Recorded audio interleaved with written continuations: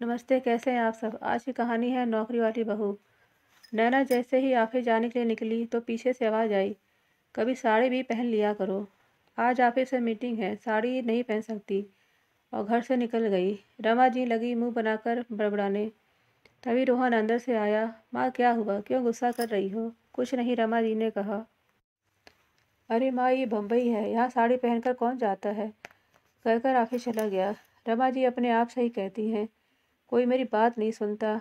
कमरे में लेट गई। रमा जी ने तो एक दिन हद ही कर दी थी। करवा चौथ का दिन था। नैना ऑफिस जा रही थी। आज छुट्टी नहीं ली है? रमा जी ने पूछा। ली है माँ, पर कुछ काम निकल आया है, थोड़ी देर में आ जाऊंगी। व्रत का दिन है और ना तुम ऐसे ही घूम रही हो, न बिंदी, न मांग में सिंदूर, न साड़ी ही पहनी है तुमने। जाओ तैयार हो, फिर कहीं जाना। माँ, बस थोड़ी देर में आ जाऊंगी, फिर तैयार हो जाऊंगी। पूजा तो शाम को है ना। तो क्या आज के दिन सभी औरतें साड़ी ही पहनती हैं और सुबह से ही तैयार हो जाती हैं? रमा जी ने कहा। रोहन ने माँ को समझाना चाहा तो उसकी डांट पड़ गई। नैना समझ गई कि माँ मानेगी नहीं और लेट भी हो रहा था तो कमरे में गई, अलमारी से साड़ी निकालने लगी। रोहन भी कमरे में आ गया। माँ किसी की बात नहीं सुनती है, अब तुम्हें साड़ी पहनकर जाना पड़ेगा। ऑफिस में कौन साड़ी पहनता है? रोहन खींचकर बोला। कोई बात नहीं, मैं साड़ी पहन लूँगी। साड़ी तो मुझे पसंद भी है, समय ही नहीं मिलता, नहीं तो मैं रोज़ साड़ी पहनूं। नैना ने हंसकर कहा। अच्छे से तैयार होकर ऑफिस चली गई। रोहन जानता था कि नैना ने केवल माँ का मन रखने के लिए साड़ी पहनी है। नैना ही माँ को अपनी जिद पर गांव से लाई है। माँ तो यहाँ आना ही नहीं चाहती थी। रोहन ने कितनी बार मनाया था यहाँ आने के लिए, पर माँ नहीं मानी। कहती तेरी बीवी नौकरी वाली है, कैसे कैसे कपड़े पहनती है, मेरी सेवा क्या करेगी। माँ को वहम है कि जो लड़की बड़ी कंपनी में काम करती है, विदेशी कपड़े पहनती है, उसके पास समय ही कहाँ होगा मेरी सेवा करने के लिए। फिर भी नैना माँ को किसी तरह मनाकर बम्बई ले आई थी। रोहन कितने समय से माँ को मना रहा था, पर वो नहीं मना पाया। नैना ने माँ को कैसे मना लिया था। सुबह शाम वो खुद ही माँ का ध्यान रखती। एक केयर टेकर भी माँ के लिए लगा दिया। जब भी ऑफिस से आती सीधे माँ के ही कमरे में जाती।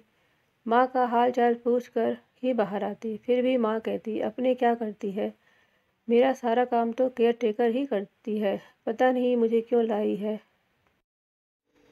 रोहन तो बहुत कम ही माँ के कमरे में जाता, फिर भी माँ हमेशा खुश रहती रोहन से, क्योंकि वो बेटा है उनका। तभी रोहन का फ़ोन बजा। बैग उठाया और घर से बाहर निकल गया। नैना ऑफिस से आकर शाम की पूजा में लग गई। पूजा पाठ के बाद रोहन ने नैना को गिफ्ट देता है। आज मेरा प्रमोशन हो गया है और कल घर में मैंने सभी दोस्तों को बुलाया है, कल की तैयारी कर लेना। खुश होकर रोहन ने नैना से कहा। अच्छा, माँ को बताया? अभी नहीं, कल बताऊंगा, रोहन ने कहा। सुबह से ही घर में आना जाना हो रहा था। रमा जी ने केयर टेकर से पूछा, क्या आज है? हाँ, फंक्शन है, केयर टेकर ने कहा। मुझे तो किसी ने कुछ बताया ही नहीं। नैना सामने से आती दिखी तो रमा जी का मन हुआ कि पूछे क्या है आज घर में, जिसकी तैयारी चल रही है। पर रमा जी ने नहीं पूछा। खुद बताएंगे, मैं क्यों पूछूं, और अपने कमरे में चली गई।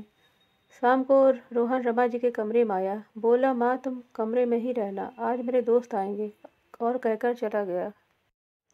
रमा जी को बहुत बुरा लगा कि रोहन ऐसे कैसे बोल सकता है। रोहन को रमा जी का पहनावा पसंद नहीं था। कितनी बार कहा था कि माँ, यहाँ के हिसाब से कपड़े पहना करो, मैं जो कपड़े पहनती हूँ वही पहनूंगी, तुझे अच्छा लगे या नहीं, रमा जी कहती। पर आज मन दुखी हो गया था रोहन की बात सुनकर। सोते सोते रमा जी सो गईं। रात को नैना कमरे में आई। माँ माँ उठिए, नैना ने कहा। क्या है? रमा जी बोली। उठिए तो, नैना ने रमा जी से कहा। उठाकर नई साड़ी पहनाई, तैयार किया। क्या कर रही हो? क्यों रात को नए कपड़े पहना रही हो? रमा जी ने कहा। बस माँ, हो गया।